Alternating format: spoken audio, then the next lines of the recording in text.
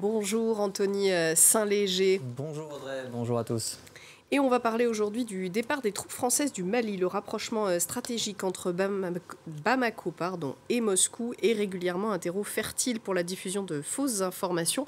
Vous allez nous montrer encore un exemple ce soir. Effectivement, depuis le 15 août, l'opération Barkhane, on le sait, a pris fin au Mali. Et après des mois de tension entre Bamako et Paris, Bamako qui, dans le même temps, a renforcé ses liens avec Moscou. On a pu assister d'ailleurs à l'arrivée de mercenaires russes sur le territoire malien, arrivée aussi de nouveaux équipements militaires russes sur le territoire malien. Et c'est précisément ce contexte qui va être utilisé par plusieurs comptes Facebook pour partager, notamment depuis le mois d'août, cette vidéo que l'on va découvrir ensemble. Alors, vous en conviendrez, la qualité n'est pas très bonne. On distingue un objet volant, alors non pas non identifié, mais difficilement identifiable, qui s'avère, si on avance un petit peu la vidéo, être un hélicoptère qui va terminer sa course au sol, s'écraser sous le regard des passants qui sont là.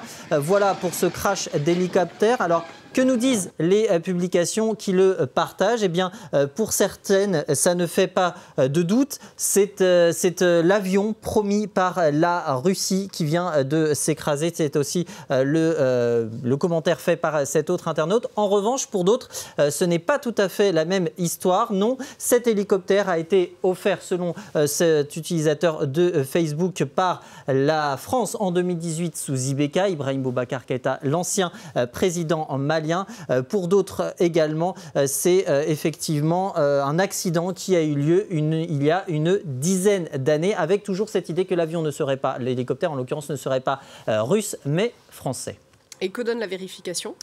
Cette vérification, elle se fait en 3 étapes. On commence par un moteur de recherche, en l'occurrence Google, et on va y indiquer ces 3 mots: Mali, hélicoptère et crash, qui vont nous amener à différents articles, celui-ci par exemple, ou encore cet autre, où vous le voyez, il y est question d'un crash d'un hélicoptère à Katy, et notez cette date, 19 janvier 2019. L'article ici date du 21 janvier 2019, 2 jours après.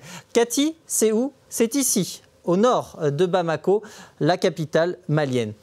Voilà pour la première étape. Qu'en est-il de la seconde étape? On va se rendre sur Twitter. On va là aussi faire une recherche par mots-clés, en l'occurrence Katy, crash hélicoptère.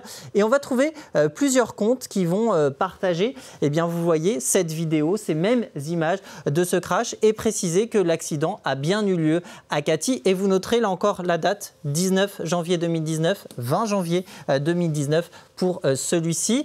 C'est la deuxième étape, mais surtout, sur Twitter, on trouve ceci. Regardez, ce tweet des forces armées maliennes, aidé d'un communiqué, et il y est question d'un hélicoptère Z9 de l'armée de l'air. On est le 19 janvier 2019. Tweet qui fait état d'un atterrissage, vous voyez, accidentel sur la place d'armes de Katy. Donc pour ce communiqué. Voilà pour les deux premières étapes. On revient.